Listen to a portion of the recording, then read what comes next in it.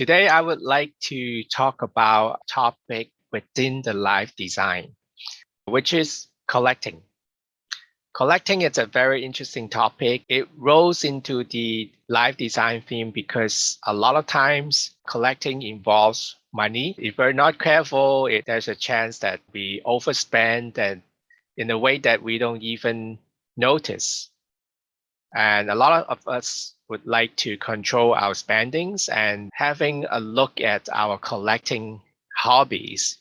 In here, I'm going to suggest some very interesting ways to enjoy our collecting hobbies more and also find a way to see if it is getting a little bit out of control in terms of spending and what do we do about that. So let's get started.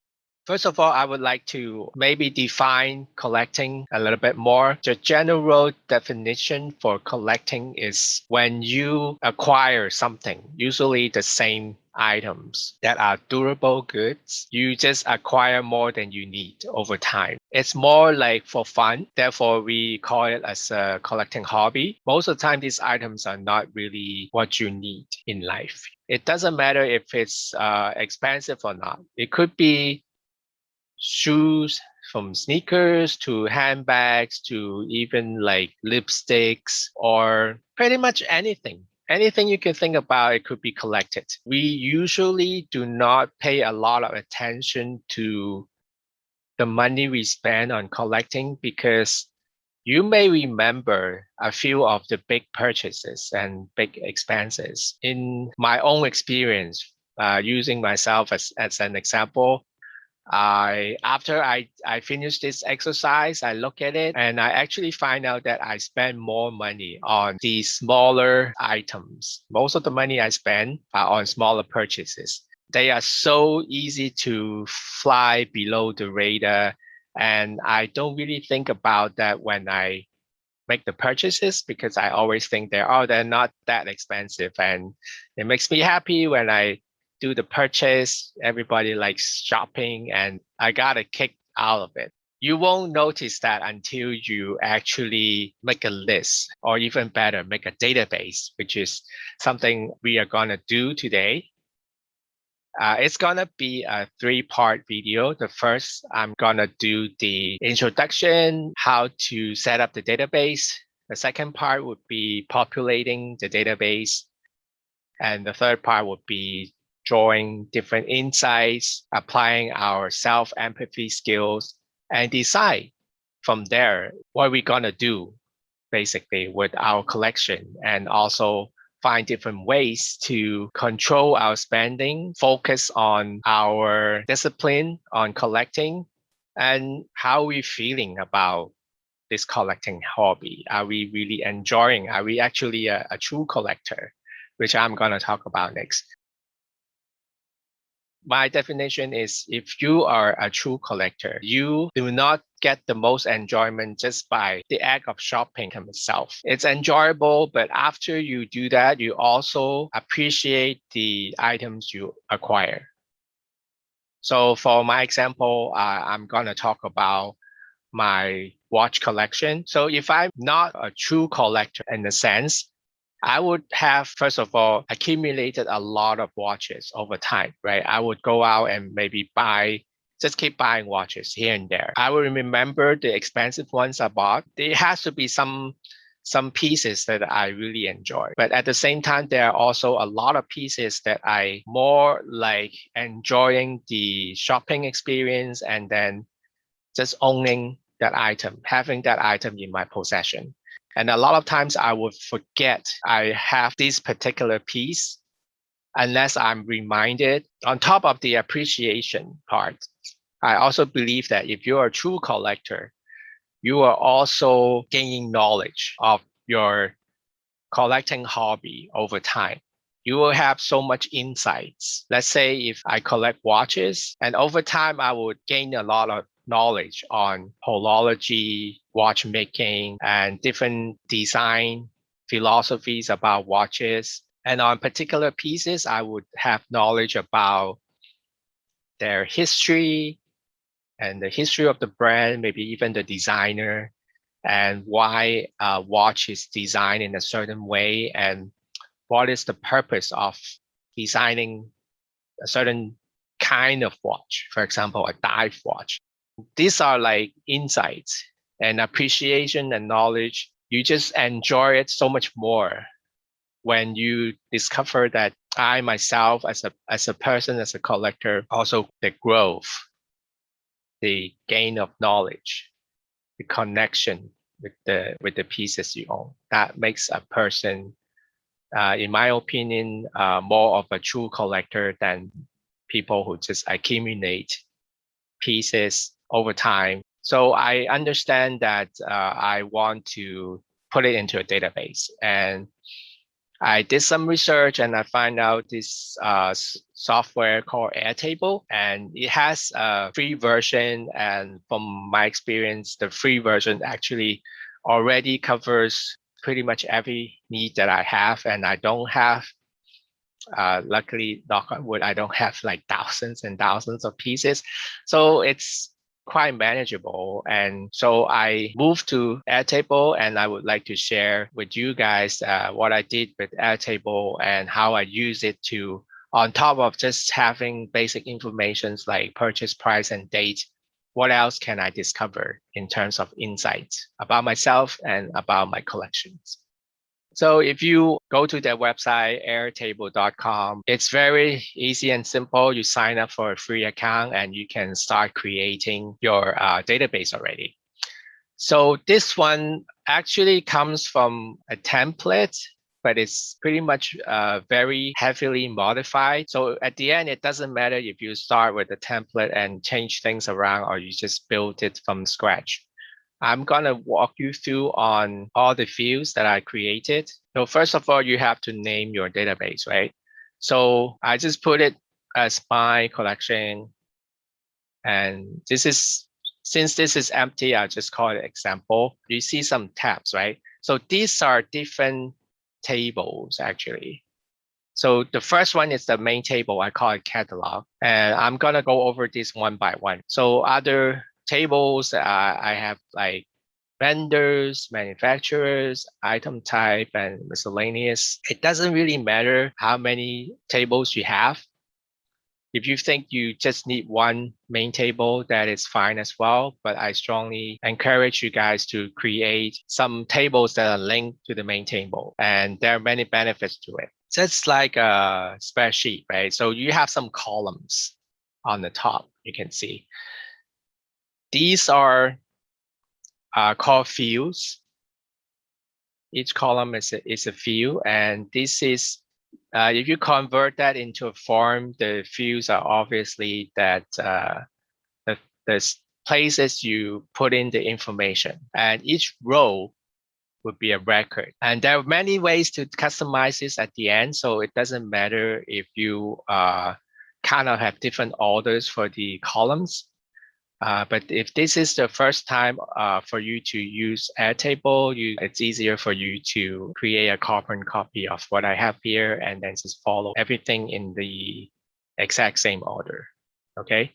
If you scroll all the way to the right-hand side, there's a plus sign right here. This is where you create a new column. If you want to create something new, just click on this plus sign. Okay, so let's start with the first field. I call this asset tag, which is kind of like an ID for each of the records. And if I double click it, I can name it.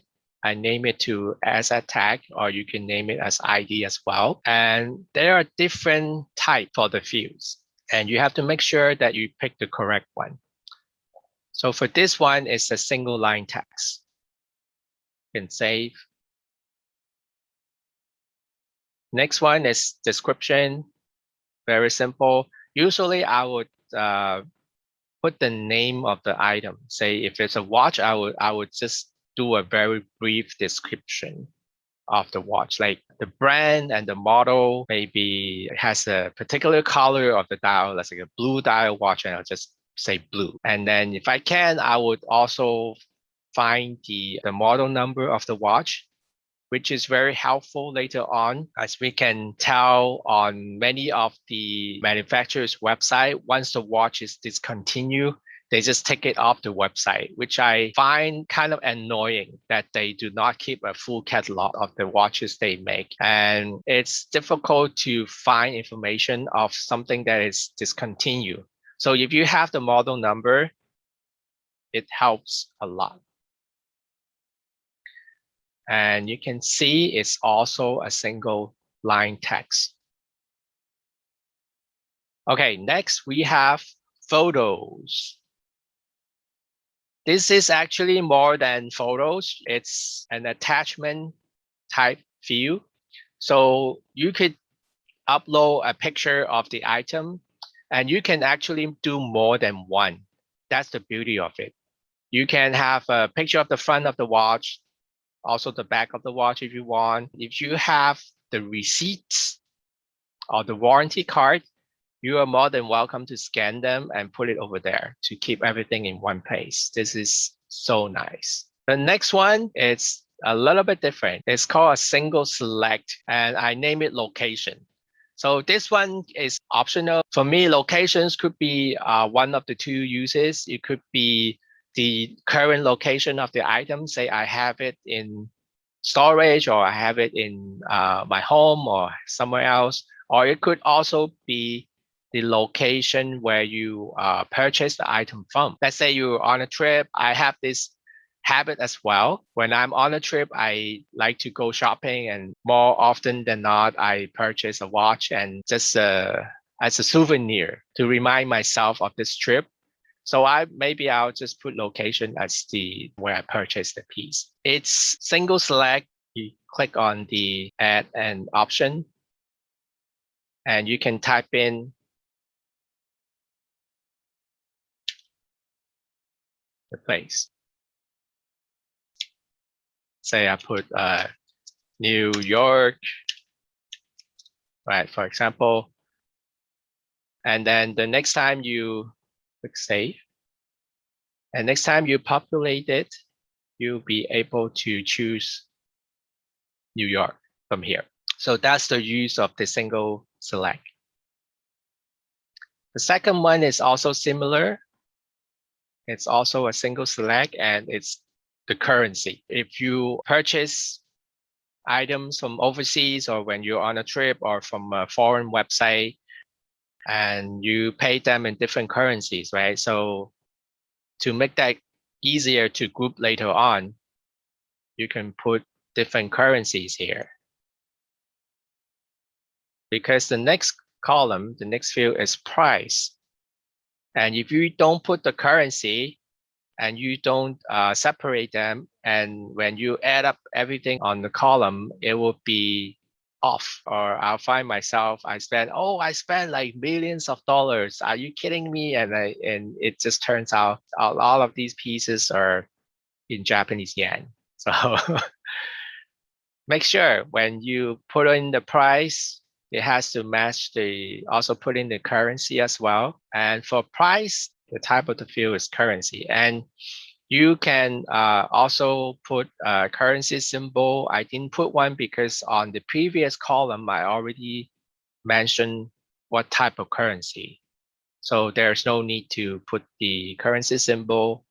And you can only do one kind of simple per column anyways, which would not work in our case. And the precision, it's only the decimals. If you care to put the decimals and put it there, I don't really do it. So I just put precision as 1. The next one is the purchase date, and the type is obviously date, which is self-explanatory. I kind of like this because they actually give you a pop-up calendar, and you get to choose the date, and it also have the date of the week, which is really nice.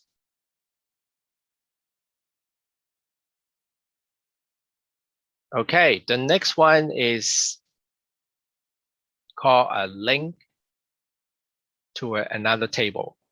So this one is called item type, and you can see it's actually linked to this table up here, also called item type. So try to keep that as the same name. So later on, you can find out what they are linked to. I will go over the item type table right now. So for here, you only have to say it's linked to this table. If it doesn't exist, you can just say add a new table.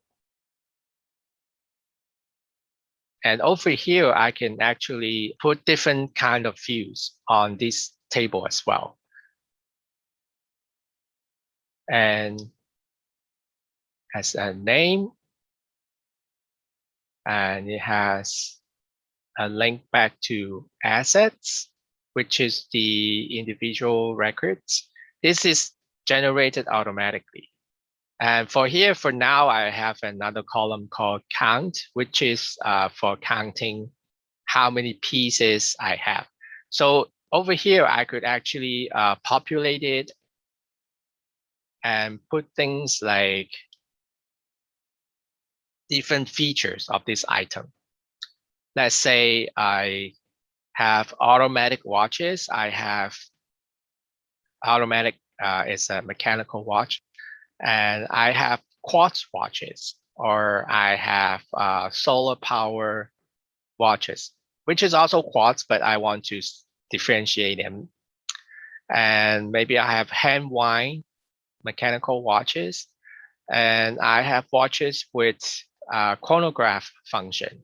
And I have watches there for high water resistance, which is the dive watch. So I put all the different categories there, and we will do this in our second video when we do the exercise on populating the tables. But for now, it just have this concept of when I input a new record for each row, it's a new watch I buy, right? So I want to describe the watch. And instead of describing the watch in a paragraph of text, I actually have it to link to this table. Let's say I want to add a record of automatic, which is an automatic watch, right? And you can see I have no records because my item type table is empty. So I just click on below here, add a new record. So boom, right there, automatic. And I could also, this is not a single select, right? This is actually linked to a different table. So I could actually add as many feature as possible. So the next one I could put diver, right? Dive watch. There, okay? So like this watch, I know it's an automatic dive watch, so I just put automatic diver. And later on, when I go back to this item type table, you can already see it's generated over here.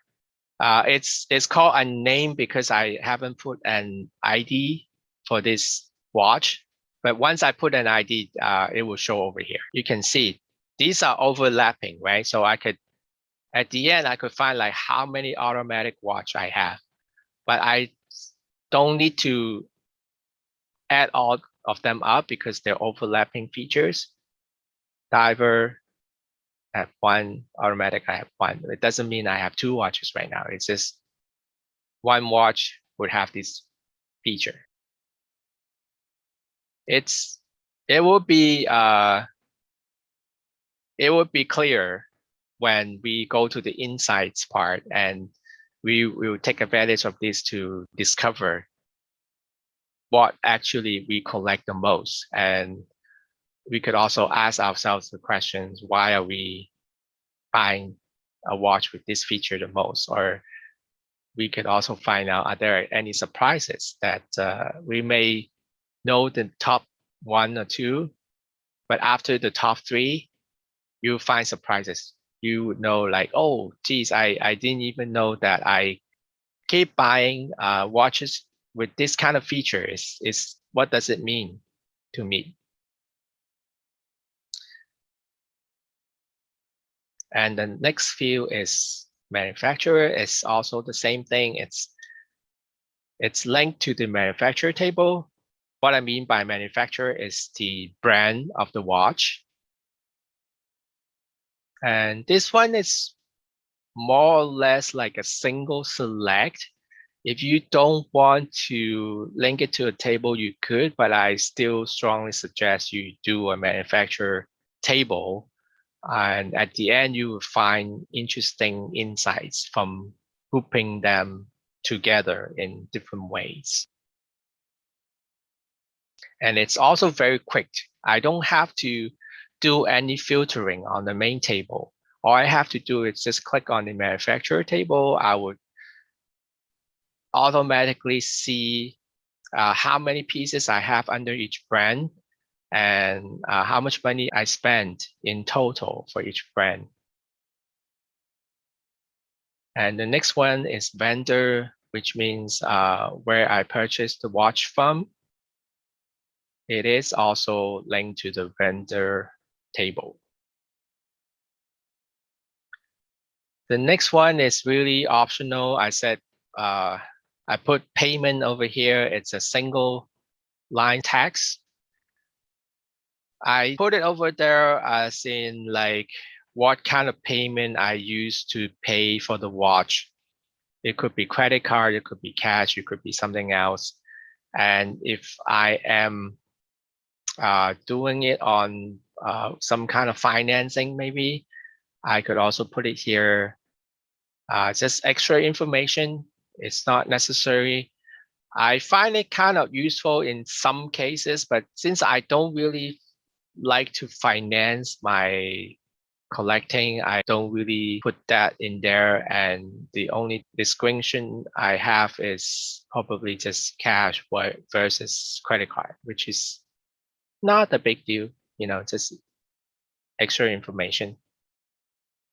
Okay, the next one is the opposite end of being a big deal or not. This is actually very important. I put notes and then the type is long text. So I encourage everybody here to actually write maybe a paragraph of text on each of the purchase. This is important that you do this database as soon as you can, because over time you may forget about the story of this purchase. Basically, it's a story, right? A story why I purchased this watch. Are there any special about it? And also maybe if I enjoy the watch, did I really like the watch and why? And this is a very good place to go back to once you populate your database, and you can find out that, if you have so little to write about, or you already forgot about this purchase, you can't even remember when you bought it or from where you bought it. It tells a lot about this piece that you own. And on the other hand, if you can stop writing about it, that it has a special meaning to you. Like this watch is actually I got it as a birthday gift, or I got it after I signed a big contract, just to remind myself about something that is very important to me in my life, and I cherish this piece so much. Or it's something that is hard to find. I've been looking for this particular model for a long time, maybe for over a couple of years, and it just happened to pop up one day, and I was so happy that I find it. And or something that I've been saving money a period of time, maybe I save over 1 year to put money on the side to get this watch. And it is expensive, but I really enjoy it, and I'm so happy that I own it. And I've been wearing this piece on a regular basis. So it's a very interesting story. We want this, and it has to be written in a very truthful and honest way. And we will use this to draw insights and to really learn about our own collecting habit. Okay, so this one is mandatory. You cannot skip the notes. For miscellaneous, it's just something on top of the things that you want to put it as, I call it tags on the particular watch. On the item type, we have a description of the physical form or functions of the watch. So for this miscellaneous, it's really up to you. You can put it as, for example, I got it as a birthday gift, right? So you can have an entry, a tag, birthday gift. It also helps if in the future, if you are planning to sell a certain part of your collection. And obviously, I don't want to sell the pieces that I got as gifts. It's kind of disrespectful to the people who gave me the watch. So it's this just one way to separate them. Watches that belong to our centerpiece collection, the most interesting pieces that you own. And you can group them together and put it as centerpieces, or luxury watches, watches that you spend quite a bit of money on. So you can also group them together. And in the future, you can use a filter. So any watches with the tag luxury, they will show up nice and easy in one list for you to look at. So anything that is pretty much not quite a feature of the watch, you can put it on miscellaneous. For now, this is the last column, the last view, which is rating. And Airtable has this rating function, and you could choose stars or something else. And I think for the free version, you can only choose stars. So anyway, it could be 5, go up to 10. I think for now, a 5-star system is already pretty good. So I just put 5.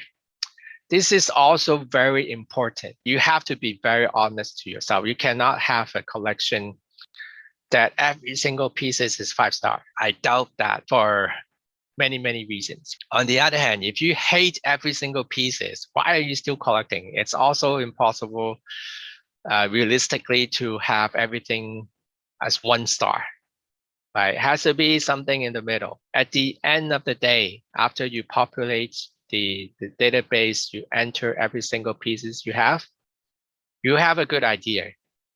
A lot of people would probably a little bit biased to the initial reaction when they purchase the watch. So a lot of pieces will have 4 stars, 5 stars. And you just have to ask yourself that question. At the end of the day, look at your own habit. Have you been wearing those pieces on a rotation? Have you actually take out any of the watches you purchased some time ago? Take it out and then play with them, appreciate them, or wear them for a few days and then put it back in storage. Have you been doing any of those? I don't think it's a 5-star if you don't really remember that piece. So it's not about how happy you are with the purchase. The purchase part is just one of many aspects. The 5-star rating is also not about did you pay for a good price for it.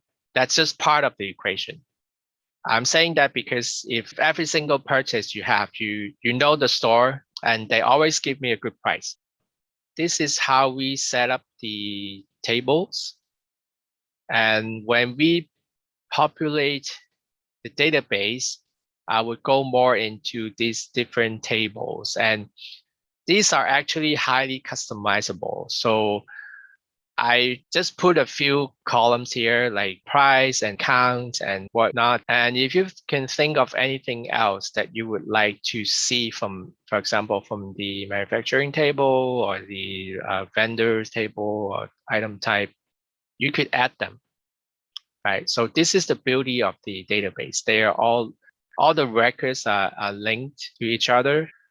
Filters are nice, but you still have to go back and forth. So if I had the subtable, I call them subtables of say manufacturers, for example, I could easily just with one click, and it's always there. There's different brands, how many pieces per brand that I bought, and in different currencies, and you can keep adding them. You know, lookup. You can have this lookup function. going back to the catalog table and look up different columns and fields and put it over there. It's almost like a mini report for you. Okay. So that's it for now. I think this video is long enough. And on the second video, we're gonna actually talk about how to populate this table, and we will try to draw some insights after we populate them. Okay. Thank you guys. I'll see you in the next video.